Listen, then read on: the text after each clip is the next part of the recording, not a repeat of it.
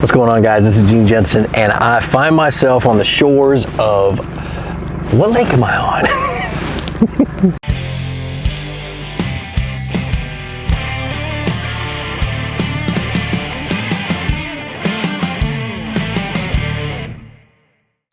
What's going on, guys? This is Gene Jensen, and I am on the shores of Mille Lacs Lake in northern Minnesota, and we've got a fairly calm day today. Let me turn the camera so you show you guys, but later on this afternoon the wind's going to pick up and this lake's going to get really choppy, and I think it's going to be a perfect opportunity to show you guys the basics of operating a boat. All right, first of all, as a disclaimer, I'm not a boat mechanic.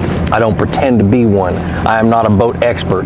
What I'm good at is getting a boat on the water and getting back safely, and that's what we're going to talk about today. So don't hold any of these crazy little details like pitch of the prop and all that other stuff over my head, because I don't understand them and I could care less. I'll let the engineers take care of that. So let's get into boat operation. How to get out on the water, how to operate a boat safely, and how to get back safely. All right. So to start with, always wear your PFD. And this little sucker right here, this is the pull cord to your kill switch. When you get knocked out of the boat, your engine shuts off and your boat stops and it doesn't go away from you. And if for any chance you didn't get knocked out or you come to, you can get back in your boat because your boat will be right there. So always hook your kill switch up to your PFD and always wear your PFD when that big motor is on. Safety, and that's what it's all about. All right, so let's go over some parts and pieces of the boat. So to start with, let me pop this camera off the tripod. All right, so first of all, here's your throttle. This right here, this is your trim switch. This is very important. You use this a lot. Some boats have the trim switch in a little, almost like a turn signal, whatever, a little toggle right here or right there. So one thing to understand is that every boat is a little bit different, but I like mine on the handle, and I hope to get one on here one day, but I just find it easier to use it on the handle. You got your horn. You got your aerator, your pump for your live well, bilge pump, which as many times as I've had leaks in boats, I habitually will test it throughout the day, just making sure that the bilge doesn't have a whole bunch of water in it. Courtesy lights, which is just a light that turns on here in the cockpit. And then your nav lights, and when it gets when the sun goes down, you put your lights out and you turn your nav lights on, so you've got the green and red light up front and you've got the light on the back of the boat.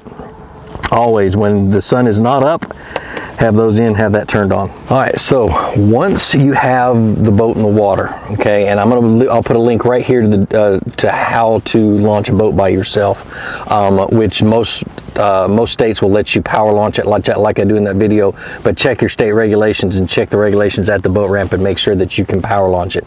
If not, there's a different technique, but I have rarely come into contact with a boat ramp that wouldn't let me at least idle off the trailer. But anyway, so you put the boat in the water. You get it out away from the boat ramp. You get it past the no wake buoys, and then you're ready to take off. You're ready to get it up on plane. So what you do is you take and you hit that trim switch all the way down.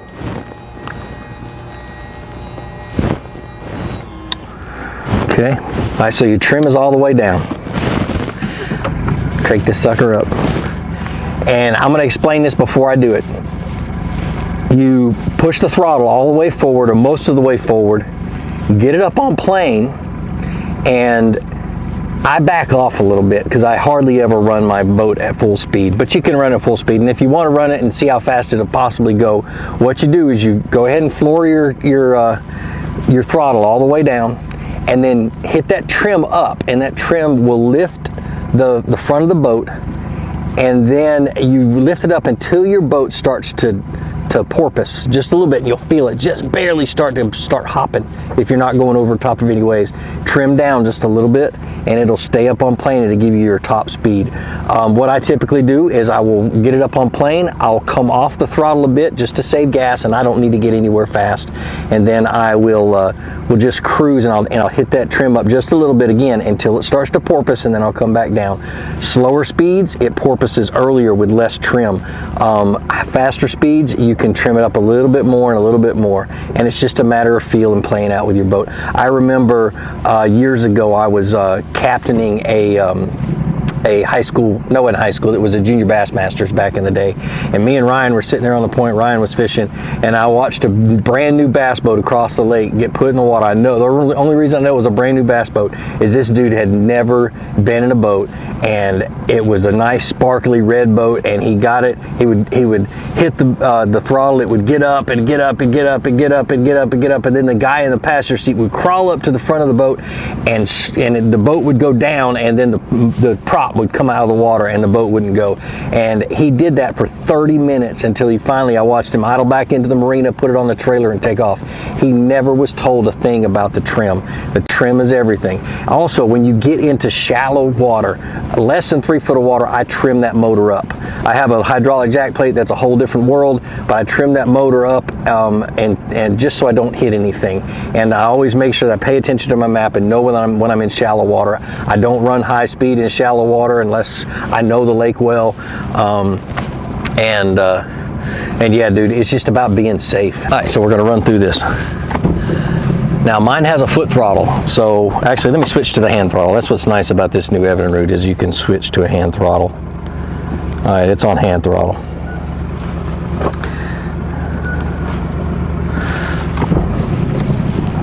All right, so the first thing you do is you want to get it up on plane, and up on plane means it's up on the back half or back third of the boat, and it's up on top of the water. Here we go.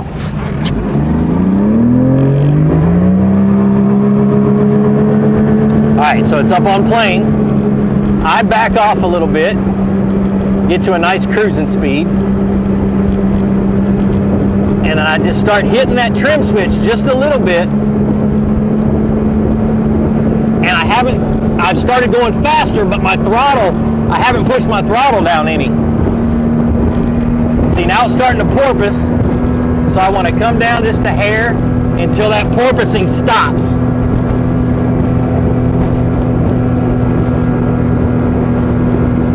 And that's how I do it.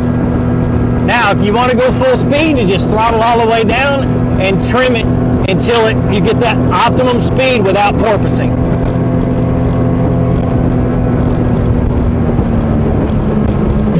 So these are those rolling waves. Not a whole lot of Whitecaps. Wind's not blowing really hard. It's like 6-7 miles an hour. But because this is such a giant lake, I'm literally making a 10-mile run straight across the lake. It's like, I don't know how long it is this way. I can't even see the shore on that side. It's a huge lake, and so when the wind gets blowing on it, it's always going to be a little rough. So I just want you to pay attention to how I'm feathering this throttle as I'm riding over these rolling waves. Always when you're coming down the wave, you want to let off, and then when you want to throttle up and come and let off when you come down.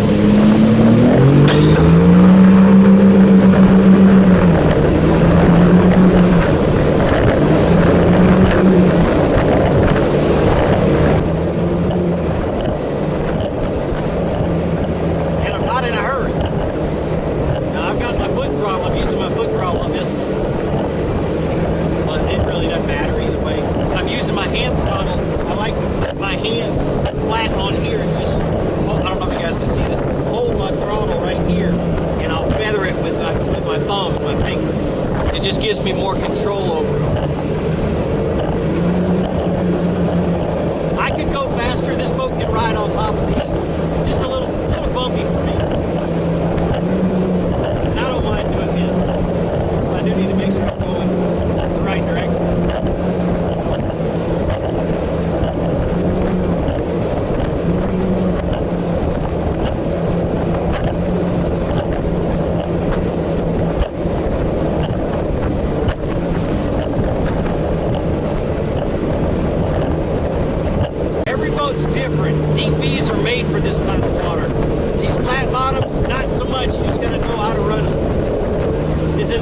bottom. This is a modified V. But anyway, you get the picture. Every boat's different. Get to know your boat, know what it can do. And what it can't do. Alright, so all you guys who have watched Deadliest Catch, you hear about them running in the trough all the time. And what it is the waves are hitting you from the side. So we've got all these rollers and all these waves hitting us from the side. And really, when you're going slow like this, it can be really, really rocky. I mean, that's what they're doing when they're talking about fishing in the trough. They're going real slow and these big waves are hitting them from the side. Well, actually, it's a smoother ride when you're up on plane riding in the trough. You just have to be careful of the wave that's going to hit you, you know, at a 45-degree angle. And that's just a matter of watching for it. It's not going to kill you, it's not going to hurt you, it's just going to get you wet. We're going to run in the trough for a second.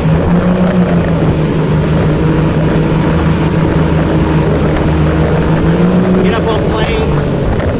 And I'm just keeping an eye out, not going fast. I'm trimmed all the way down.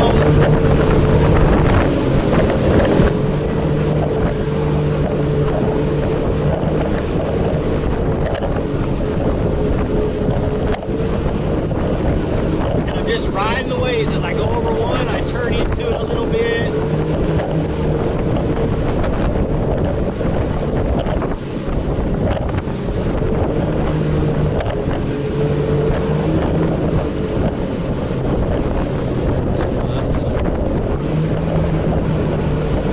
That's all it is. You just got to kind of ride and steer with it. And as you go over one, you kind of turn over. Not too bad. All right, so let's get serious for a minute. When the weather gets rough on this lake, 10 miles an hour, and it's rough. And it's a rough, tough ride back in, no matter what kind of a boat you're in. This aluminum boat, it's an 18.5-foot aluminum boat. I love Alumacrafts because they are really, really solid boats, and they don't vibrate as much when you're in rough water, so you don't feel it up your back. Other aluminum boats have welds right down the keel, which allow a little bit of flex and vibration in the hull, and when that happens, you feel more vibration up your back. Anyway, when the water gets rough, you really got to be careful. Don't be in a hurry to get back in. The rougher it is, the harder it is to get back in. And I'm going to show you some of the tricks that I've learned through my own experiences. Some really, really scary ones, but I've learned how to get myself back to the truck and back to home safely. So when I start to see whitecaps on the water, I know it's going to be a little bumpy. And so, but when I start to see whitecaps in this boat, now other boats are a little bit different. My Triton was a lot different. If I started seeing whitecaps, I knew it was going to hurt going home. I mean, it's one of the old Tritons. It's not one of the new ones. I don't know how they build the new ones, but the old Tritons, it flexed so much that it hurt, and I knew it was going to be a rough ride back. So I took my time. But I've been in some pretty crazy things where, in just a matter of minutes, it went from 4-mile-an-hour wind to 25-mile-an-hour wind, and I had to get back. And so what I do is I get the boat going real slow, and I trim up. I mean, I'm talking these are 3- and 4-foot waves when it's really, really, you cannot get up on plane and without it being completely and totally dangerous. But I will get the boat going. I will trim up until I've got the front end a little bit in the air and out of the water, and I want the waves to hit right up in the front third of the boat. I want the waves to hit right there, and I just, as long as I'm moving forward, I'm fine. I just keep plowing through, and what that does is it allows the front of that boat to take the brunt of the force of the waves, and it keeps you dry, and it keeps you moving forward. Now that's the worst case scenario to get back. Trim up, get your front end up out of the water and let those waves hit, and you should be able to get back. I had one time on a Kentucky lake where it almost seemed like I was going backwards more than I was going forward, and it took me an hour and a half to go 4 miles. And so it can be bad, but you know, you just gotta be safe. All right, so now when you start to see a little bit of whitecaps and a little bit of chop on the water, there's a couple of things you can do. There's a point in time where they start to get the waves, especially on big lakes like this, they'll start to get rolly, and it really, you'll find that your boat slams into those waves a lot, and you don't want to break things. That's when things fall apart, is when you start slamming that boat down. And what I typically will do is just go as fast as I possibly can. I don't make being up on plane a priority. I just kind of ride them and try to time them and get that speed where it's you know, it's pretty decent. But usually when they're just starting to see whitecaps, you can get up on plane and you can actually skip and ride across a lot of those waves, and it'll be just fine. A little bumpy, but not too bad. Fiberglass boats, they can hit those things really good. You can get up on top and just go. They're heavier, so they plow through larger waves a little bit better. And so even when the water gets too rough for this one to go full speed on plane, a fiberglass boat can do it. And that's the advantage, one of the advantages to having a fiberglass. All right, so more about safety and things that to have in your boat. Now, the best thing to do, and I haven't completely finished the rigging of this boat for this, the best thing to do is go to the U.S. Coast Guard website and see what needs to be in the boat, and then pick and choose. And most of what the Coast Guard recommends is for deep, you know, salt water and professional boats and that kind of stuff. But check and see what all you need to have in your boat. It's really cool to get the Coast Guard to check your boat, and you have everything that they have on their list, and they'll give you this cool sticker that goes on your boat saying that you've been checked by the Coast Guard. But flares are a good thing. The basics for most of you, well, let's do this real quick. You can go to your state website and check to see what safety gear they require on your boat, and make sure you have that, and then go to the Coast Guard and get a few of the extra things just to see. But anyway, usually states require some type of a throw cushion, and mine is up underneath my seat, and it has to be easily accessible. So that's a throw cushion. They also require if you have a combustion engine, they require a fire extinguisher, which I have one right up underneath the camera, but I don't want to move it. Fire extinguisher, a kill switch that works, PFDs for every person, but just check your list on your state and make sure that you have everything. But the best thing to do is read your state regulations, read the requirements for your boat and the limitations to your boat, and then go on the Coast Guard website and check and see what they require on the boat, and get as much of that as you can. If you're just going to stay in inland lakes and stuff like this, it's no big deal. You don't really need the Coast Guard stuff. They're just some nice to have. And in the next month or two, I'm going to have all the stuff that I need for Coast Guard wise, like flares and things like that. I'm just on too many lakes by myself to not have some way to get help if my cell phone doesn't work and stuff like that. So, all right, so now let's talk about on the water operation, and this is kind of the part that really bugs me the most, is that there's a lot of people that don't understand what to do when you're approaching other boats, and who has the right of way, and what side to pass on, and stuff like that. So if you've got a boat coming straight at you, and this is what sucks, is most people don't know this, and so you have to assume they're going to do the wrong thing. But you're supposed to stay to the right of a boat that's approaching you, so you pass just like you would on a road. You stay to the right, and they stay to the right, and so on and so forth. And it doesn't always happen that way.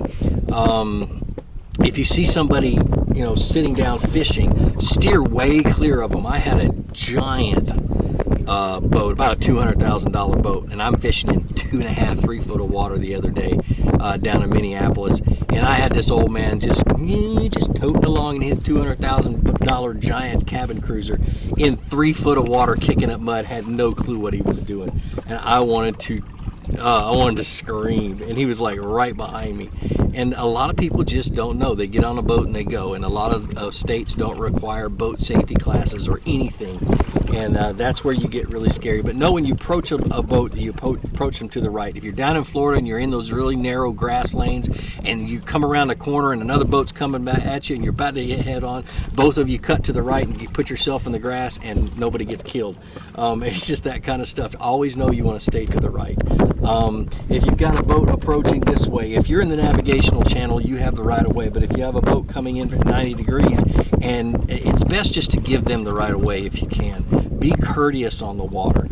If you're in the navigational channels, you have the right of way, but be careful. They may not know that, and that's what sucks about being on the water. But Get on your state regulations, read everything that you can about boater safety and what they require in your boat, and you should be set. These are the basics on how to get a boat up on plane and get it rolling, and then just be safe. Wear your PFD, have the PFDs on the boat that you need. Kill switch.